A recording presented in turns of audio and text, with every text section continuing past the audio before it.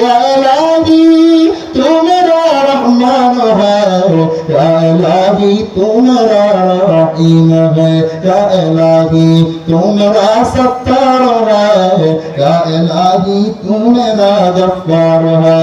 हर तमन्ना दिल से रुखसत हो गई, अब तो आजा अब तो खिलवत हो गई।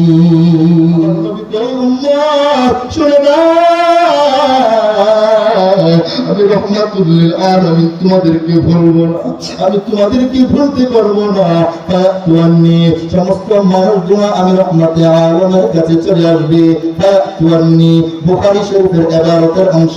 ফায়াতুয়ান্নি আমার কাছে সমস্ত মানুষগুলো চলে আসবে, আয়েশা সুপারিশ করবে, ওগো মুহাম্মদুর রাসূলুল্লাহ আমাদের জন্য আপনি একটু সুপারিশ করেন আল্লাহ তাআলার কাছে, আমাদের জন্য আল্লাহর কাছে একটু দোয়া করেন। আমার নবী ডাক দিয়া বলে, আমার কাছে যখন এই মানুষগুলো আয়েশা আমার কাছে সুপারিশ করার জন্য আবেদন করবে, আবেদন করতে দেরি হবে, আমি মাকামে মাহমুদের মধ্যে যাইয়া সিজদা করে করে চোখের পানি ফেলাবো। ডাক দিয়ে বলবে, ইয়া রাব্বি উম্মতি,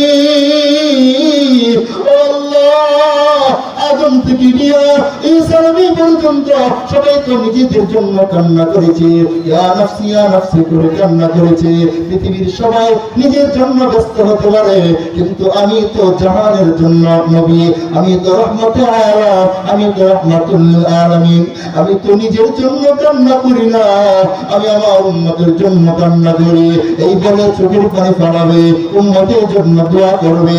আমার আল্লাহ করবে, আমার আল্লাহ বলবে, ইয়া মুহাম্মদ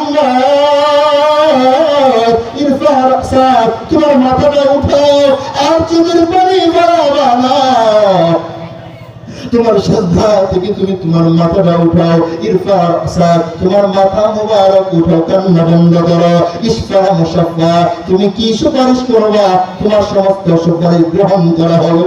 আমার নবী বলবে, ওগো আল্লাহ আমার একটা উম্মত জাহান্নামে যাবে, আমি নবী শান্তি থাকতে পারি না, আমার সমস্ত উম্মতকে তুমি জান্নাতের ফয়সালা করে দাও, মাফ করে দাও। আমার আল্লাহ বলবে, ওগো আখির নবী আপনি তাকে দেখুন না, আপনার যে উম্মত পুরুষ মহিলাগুলো, আপনার উম্মতগুলো সুন্দর করে করে করে করে উযু বানায়া ঠিক মতো নির্ধারিত সময়ে ঠিক মতো নামাজটা আদায় করেছে, আপনি তাদেরকে দেখে দেখে দেখে দেখে তাদেরকে নিয়ে জান্নাতে ঢুকে যান। সুবহানাল্লাহ। আমার পয়গম্বর দুনিয়ার মধ্যে আমাকে আপনাকে ভুলে নাই।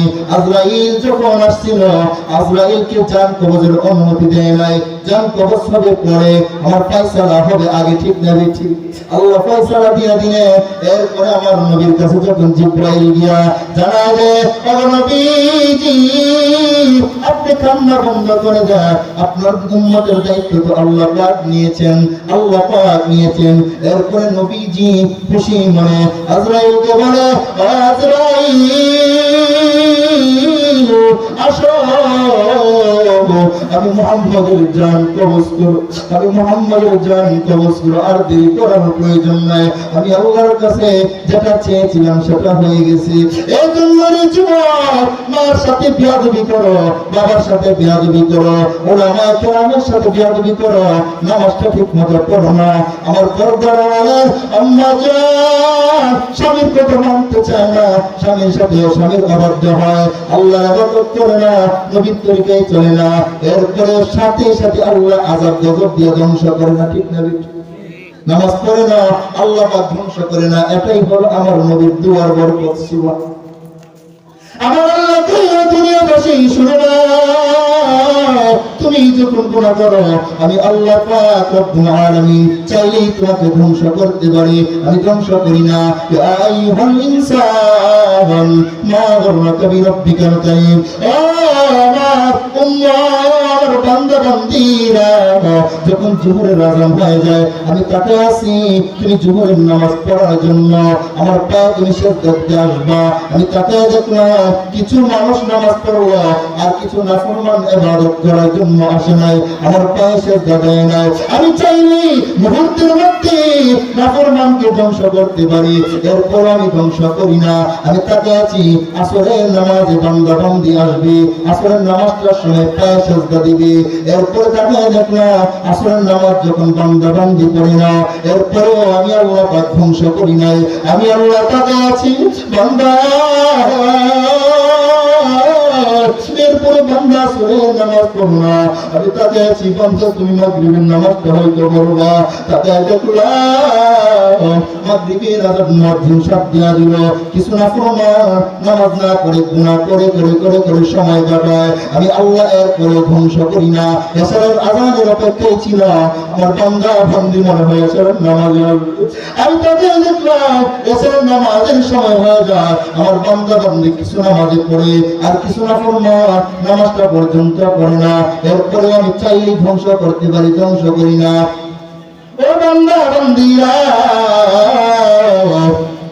আমি তাকে আমি আফসোস করি আর তোমাদেরকে ডাকি আরে বান্দা এর বান্দি আমার পায়ে তুই সুন্দর করে সিজদা দেয়া যায় আমি অপেক্ষায় থাকি তুই মনে হয় সারা দিনের কাজা নামাজ আদায় করে ঘুমাবি এরপরে দেখলাম গুনাহ করে করে করে করে তুই ঘুমায় গেলা আমি এরপরে ঘুমের মধ্যে আযাব গজব দিয়ে ধ্বংস করি না আমি আল্লাহ তাকায় আছি আমার বান্দা বান্দি মনে হয় ফজরের সময় ঘুম থেকে উঠে তওবা করবে নামাজ পড়বে এরপরে দেখে না ফরমানগুলো নামাজ পড়ে না চাইলেই ধ্বংস করতে পারি এরপর আমি ধ্বংস করি না আমি অপেক্ষায় থাকি বান্দা আমার পায়ে সিজদা পরের দিন জোহরের সময় দিবি ও বান্দা তুমি যখন গুনাহ করে ঘুমাও তুমি যখন আমার হুকুম পালন করো না তুমি যখন নবীর বিরোধিতা করো তুমি যখন নবীর আদর্শের বিরোধিতা করো তুমি যখন নবীর উন্নত নবীজির দেখানো পথ অবলম্বন করো না নবীর সুন্নাত মোতাবেক তোমার জিন্দেগি চালাও না আমি চাইলেও ধ্বংস করতে পারি এরপরে তোমাকে আমি ভুল দেই ও বান্দা আমি আফসোস করে করে ডাক দিয়া বলি ইয়া আইয়ুহাল ইনসান হে মানুষ সম্প্রদায় মা গররাকা বিরাব্বিকাল কারীম কোন জিনিস তোমাকে নামাজ পড়া থেকে বাধা দিল কোন জিনিস তোমাকে আমি আল্লাহর পায়ে সিজদা দেওয়া থেকে বাধা দিল কোন জিনিস তোমাকে আমি আল্লাহকে মানা থেকে বাধা দিল মা গররাকা কোন জিনিস তোমাকে ঢুকাই ফেলাইলো আমি রব্বে কারীম থেকে মা গররাকা বিরাব্বিকাল কারীম আল্লাযী খালাকাকা ফাসাওয়াকা ফাআদালা ফি আইয়ি সূরাতিন মা শাআ রাক্কাবা আল্লাহ পাক বলে বান্দা বান্দি তুই যখন ইবাদত করো না আমার নবীর তরিকায় চলো না গুনাহ করে করে তুমি সময় কাটাও আমি ধ্বংস করি না আমি তোমাকে তোমার নাজ নিয়ে আমাদের কথা স্মরণ করায় যাই কে তোমাকে সুন্দর হাত দিল যেই সুন্দর হাত দেওয়ার ক্ষেত্রে আল্লাহ পাক ফেরেশতাদেরকে বলছিল আমার বান্দা বান্দিকে দুইটা হাত দান করো তাকে দেখে হাতগুলোর সৌন্দর্য ফুটে ওঠে না কেমনে সৌন্দর্য বাড়ানো যায় আমার আল্লাহ কয় ও ফেরেশতারা শুনে নাও আমার বান্দার পাঁচটা 10টা আঙ্গুলের মধ্যে তুমি গায়ে দিয়ে দাও সৌন্দর্য ফুটে উঠলো এরপরে তো আরো সৌন্দর্যের প্রয়োজন আমার আল্লাহ কয় ও ফেরেশতারা আমার বান্দার এক একটা আঙ্গুলে এক একটা নখ দিয়ে দাও তাকে দেখে রে বান্দার সৌন্দর্যটা ফুটে উঠছে আমার আল্লাহ আমাদের 3.5 হাত বডিটাকে সাজানোর ক্ষেত্রে যেখানে যা দেওয়া দরকার সেখানেই তা দিয়েছে সুন্দর করে আমাদেরকে জিহ্বা দান করেছে 24 ঘন্টার মধ্যে সবচেয়ে বেশি নড়াচড়া করে ব্যবহৃত হয় আমাদের জিহ্বা এই জিহ্বার কোনো ক্লান্তি আসে না কোনো ব্যাটারি চার্জ শেষ হয় না কিছুই লাগে না আমার আল্লাহ বলে ও বান্দা মা গররাকা বিরাব্বিকাল কারীম এই রব্বে কারীমের ব্যাপারে কোন জিনিস ঢুকাই পড়াইলো আল্লাযী খালাকাকা ফাসাওয়াকা ফাআদালা যে তোমাকে ফি আইয়ি সূরাতিন মা শাআ রাক্কাবা যে তোমাকে এত সুন্দর করে বানাইলো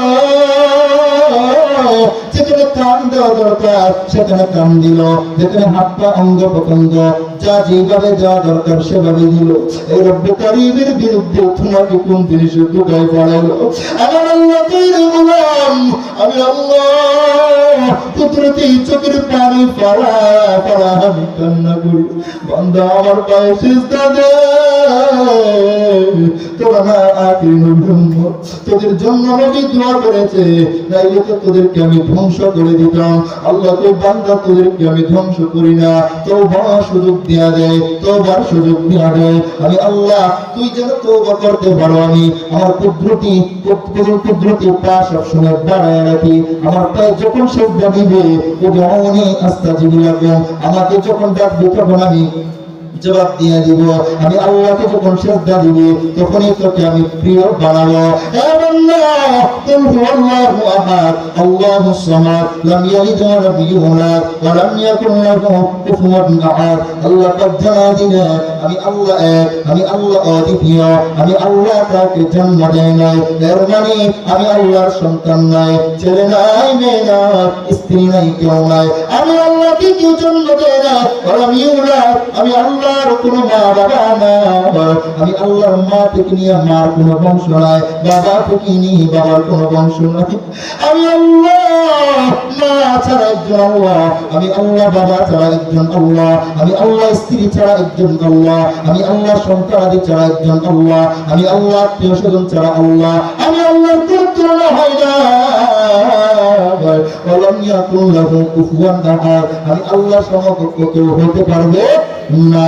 আমি চাইলে তোমাদেরকে ধ্বংস করতে পারি, এরপর ধ্বংস করি না। কেন করি না? কেন করি না বলে আমি আল্লাহর তো কেউ নাই, একমাত্র আমি আল্লাহর বান্দা বান্দি আছে। এই বান্দা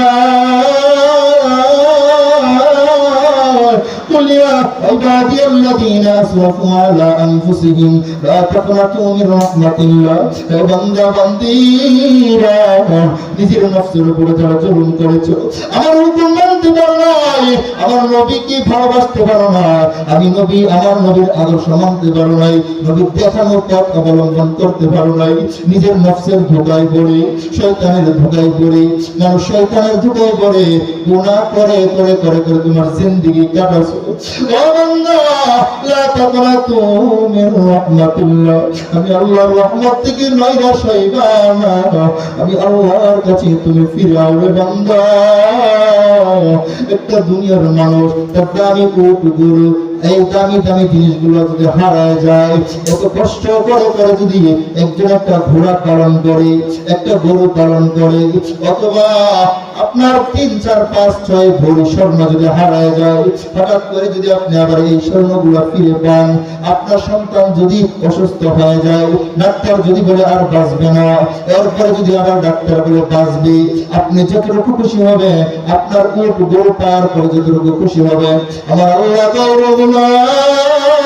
আমার নাফরমান বান্দা যখন আমি আল্লাহর কাছে ফিরে আমি আল্লাহ এর চেয়ে বেশি খুশি হয়ে যায়। সুবহানাল্লাহ। এজন্য হুজুর চলে আসছে, আমি আল্লাহ এর চেয়ে বেশি খুশি হয়ে যায়। আমি আল্লাহ পাক এর চেয়ে বেশি, আমি আল্লাহ পাক তোমরা বান্দা বান্দিকে হারায়া পাওয়ার পরে যে খুশি হয়, তোমরা নিজেদের বস্তুগুলো হারানোর পরে পাইলে যে খুশি হয়, আমি আল্লাহ এর চেয়ে কোটি কোটি গুণে বেশি খুশি হয়ে যায়। কারণ তোমরা ছাড়া আমি আল্লাহর কেউ না। বান্দার জন্য রহমত থেকে নৈরাশ হবে না। আমার নবীজি হাদিস শরীফের মধ্যে জানাইয়া দিলেন, ইন্নাল্লাহা আল্লাহ নবী হাদিসের মধ্যে জানায় দিয়ে আমার আল্লাহ পাক রাতের বেলা তার কুদরতি ক্ষমার হাত প্রসারিত করে দেন। দিনের বেলা যত গুনাহগার তারা যেন রাতের অন্ধকারে তওবা করতে পারে, আবার দিনের বেলা তার কুদরতি ক্ষমার হাত সম্প্রসারিত করে দেয়, আল্লাহ পাক পথের প্রশস্ত করে দেয়, যাতে করে রাতের অন্ধকারে যে বান্দা বান্দি গুনাহ করেছে আল্লাহর কাছে তওবা করতে পারে। এই জন্য বান্দা ও যুবক ভাই, আমার আল্লাহর নাম রহমান, আমার আল্লাহর নাম রহিম, আমার আল্লাহর নাম সত্তার, আমার আল্লাহর নাম গফফার, এই জন্য তুমি নৈরাশ হবে না। আমার আল্লাহর কাছে যদি তওবার মতো তওবা করে ডাক দিয়া বলো, মালিক হায়াতের জিন্দেগিতে তোমাকে আমি মানতে পারি না, রাহমাতুল লিল আলামিনের আদর্শ অনুযায়ী চলতে পারি নাই, নবীর দেখানো পথ অবলম্বন করতে পারি নাই, আমাকে তুমি মাফ করলে আমি তোমার বান্দা বান্দি, আমাকে মাফ না করলে আমি তোমার বান্দা বান্দি। তুমি যদি আমাকে ক্ষমা না করো, তোমার নাম কেন রাখলো রহমান, তোমার নাম কেন তুমি রেখেছো রহমান, তোমার নাম কেন রেখেছো রহিম, তোমার নাম কেন সাত্তার, তোমার নাম কেন গফফার। আল্লাহ গো, তুমি যদি আমাকে আযাব শাস্তি দিয়া যদি খুশি হও দিয়া দাও, আমি নারায়ণ ক্ষমা পাওয়ার যোগ্য না, এরপরে তোমার রহমান নামের উসিলায়, তোমার গফফার নামের উসিলায় আমাকে মাফ করে দাও। আমার আল্লাহ কই বান্দা, আমি আল্লাহ তোর চোখের পানিটা কবুল করে নিব। সুবহানাল্লাহ।